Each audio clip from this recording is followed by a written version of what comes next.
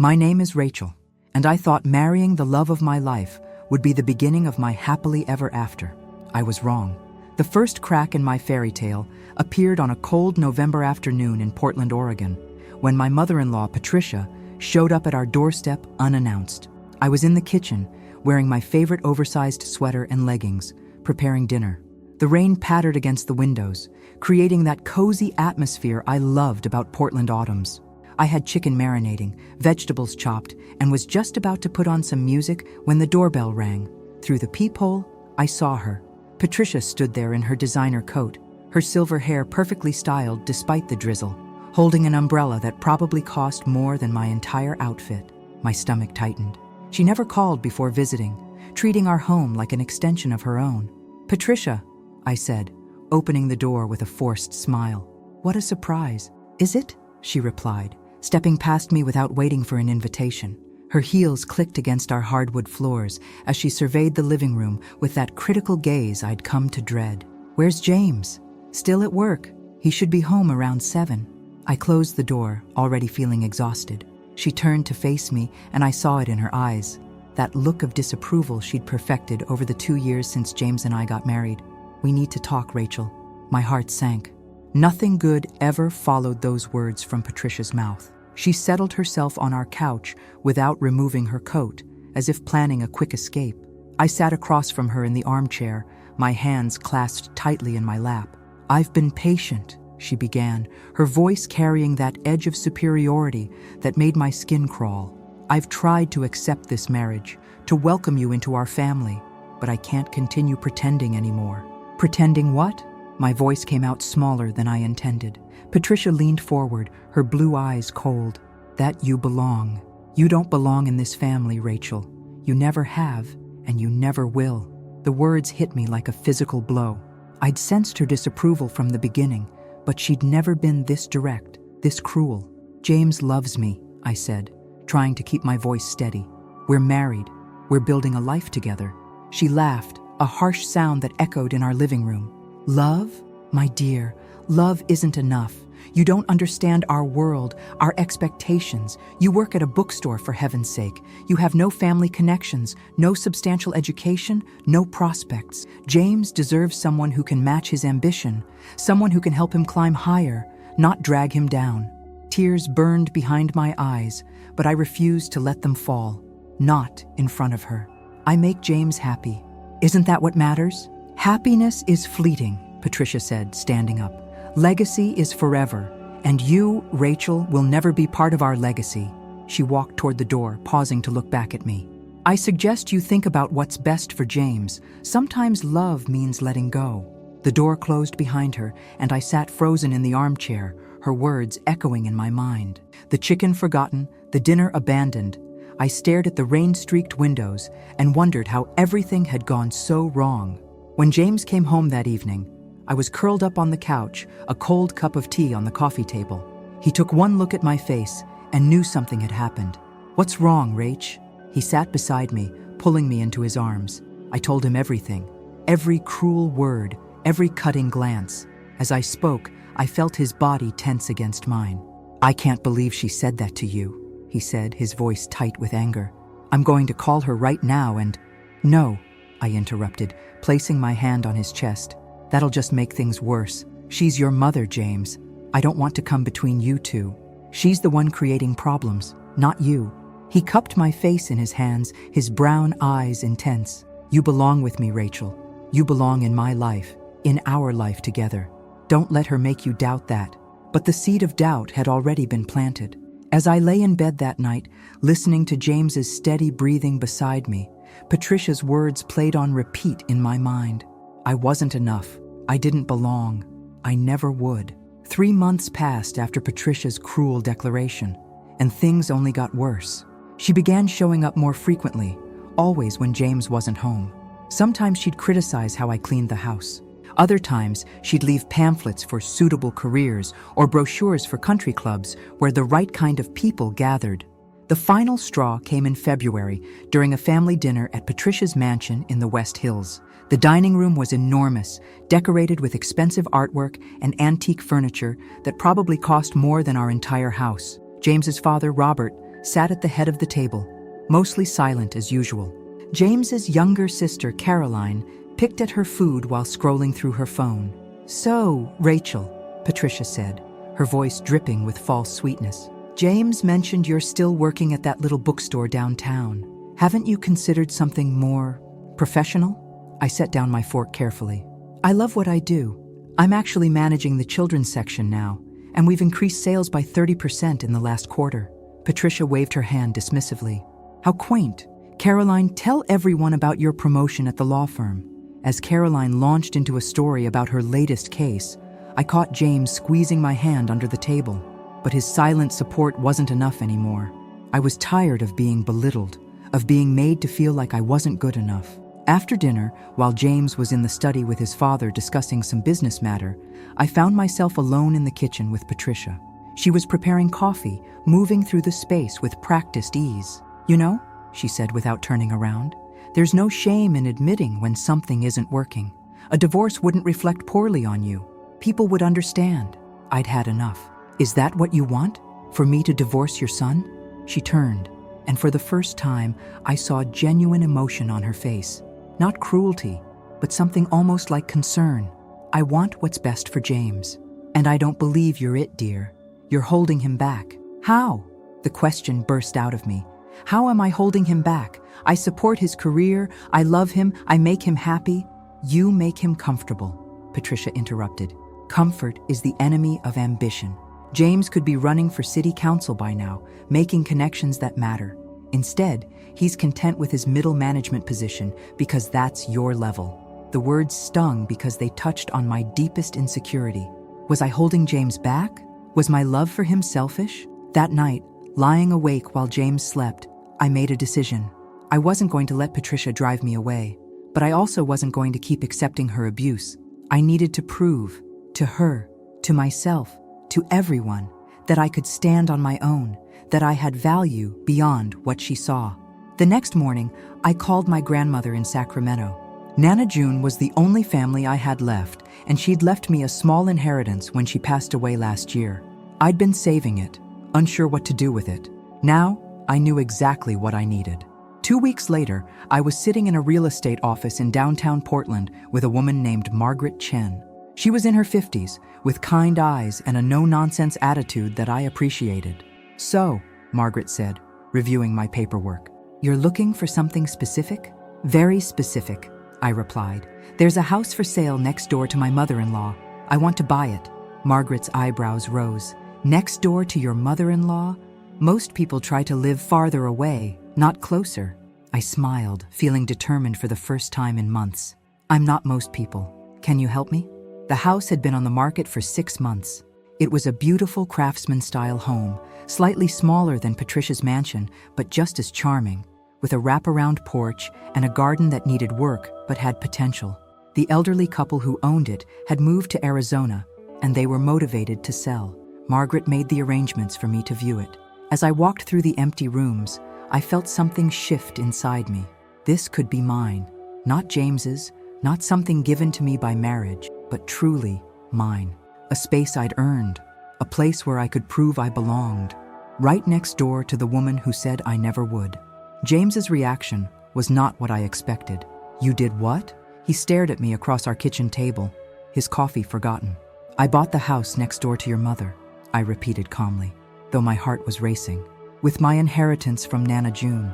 It's mine, in my name only." "Rachel, I don't understand. Why would you do this without talking to me first?" There was hurt in his voice, and I felt a pang of guilt. "Because I needed to do something for myself," I explained. "Your mother has spent 2 years making me feel worthless, like I don't deserve to be part of your family. I'm tired of defending my existence, James. I'm tired of feeling small." He ran his hands through his hair, a gesture he made when stressed. "So you bought a house next to her? How is that going to help?" "I'm going to renovate it," I said, my voice growing stronger. "I'm going to turn it into something beautiful, and I'm going to prove to her and to myself that I'm capable of more than she thinks." "And then what? We move in next door to my mother?" James looked horrified. "No," I said softly.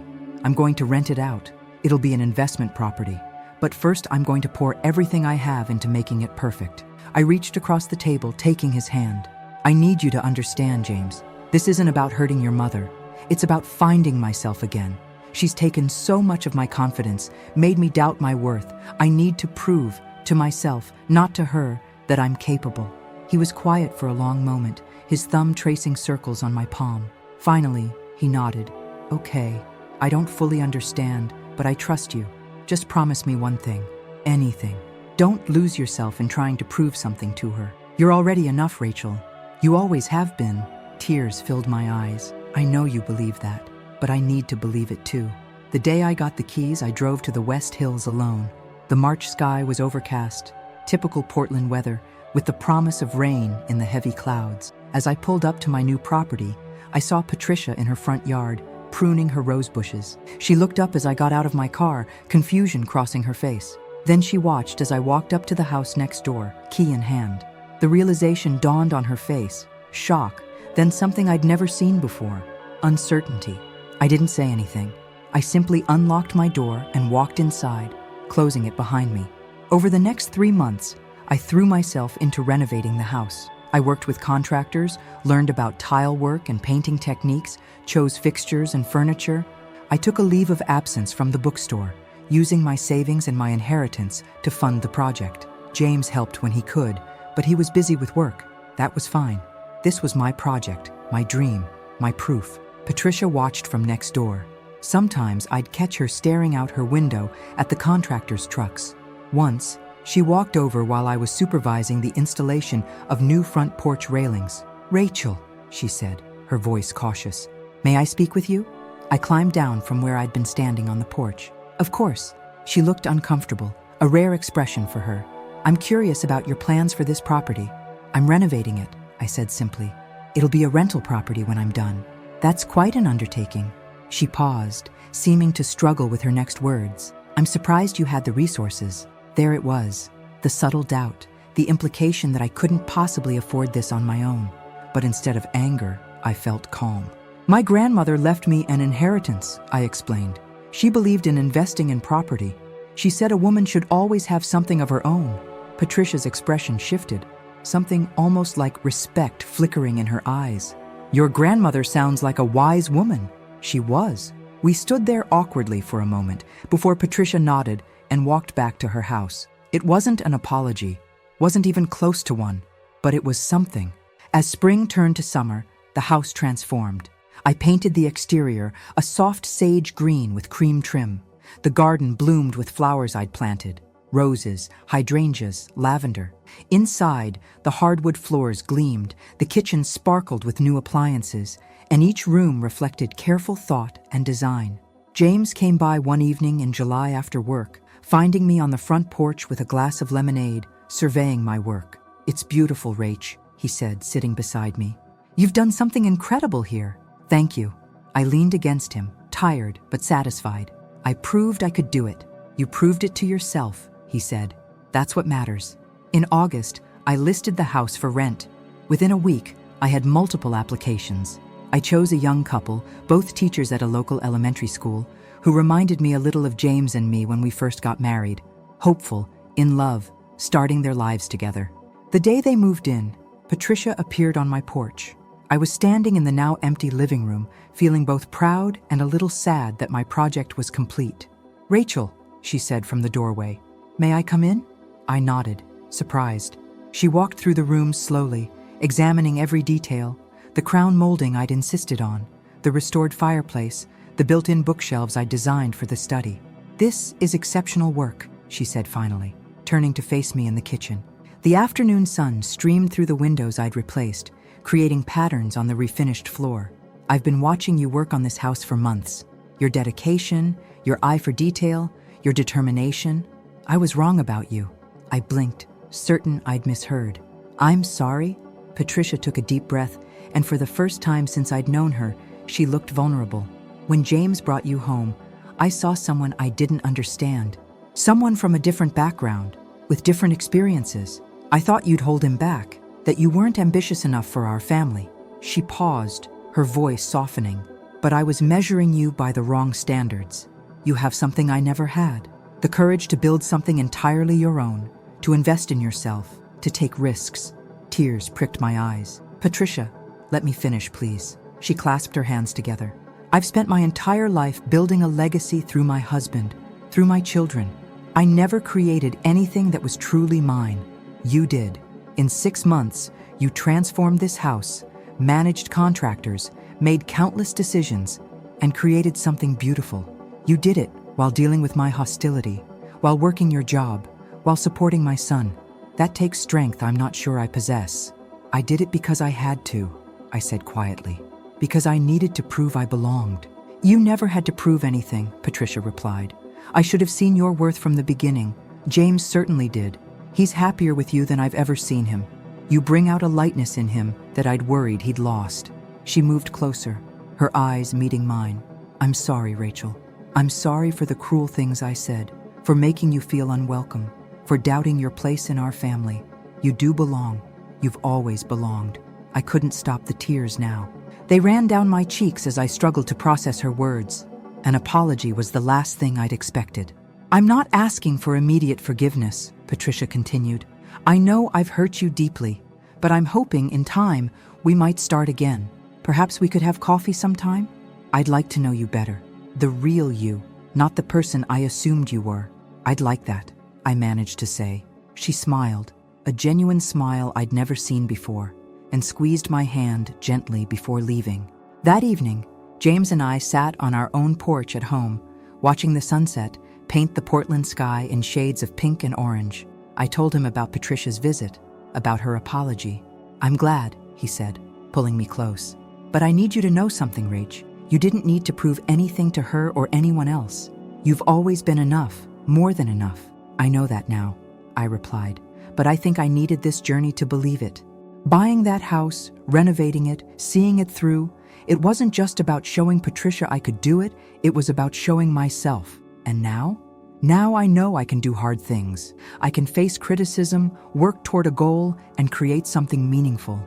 I can stand on my own while still standing beside you. He kissed the top of my head. I'm proud of you. I've always been proud of you. The rental income from the house next door gave me financial independence I'd never had before. But more than that, the experience gave me confidence. I returned to the bookstore with new ideas, eventually partnering with the owner to expand into a small chain of independent bookstores across Portland. Patricia kept her word. We started having monthly coffee dates, just the two of us. Slowly, carefully, we built a relationship based on mutual respect rather than obligation. She was never warm and fuzzy. That wasn't her nature, but she was genuine, and that meant everything. 1 year after I bought the house next door, Patricia hosted Thanksgiving at her mansion.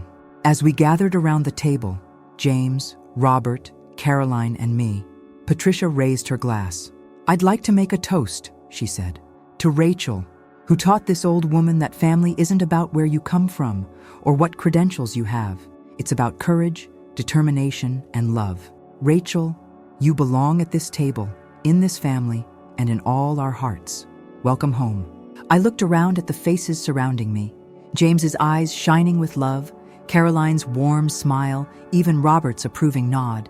But mostly, I looked at Patricia, who had gone from my harshest critic to an unexpected ally. Thank you, I said, my voice thick with emotion. Thank you for giving us both a second chance. As we clinked glasses and laughter filled the room, I realized something profound. I'd bought the house next door to prove I belonged, but in the end, I'd discovered something more important. I didn't need a house, a career, or anyone's approval to know my worth. I'd always belonged. To myself first, and that was the only proof I ever needed. The rain started again outside, typical Portland weather, but inside, surrounded by family, I'd never felt warmer. My mother-in-law had said I didn't belong in this family, so I bought the house next door. In doing so, I didn't just find my place in the family, I found my place in the world, and that made all the difference.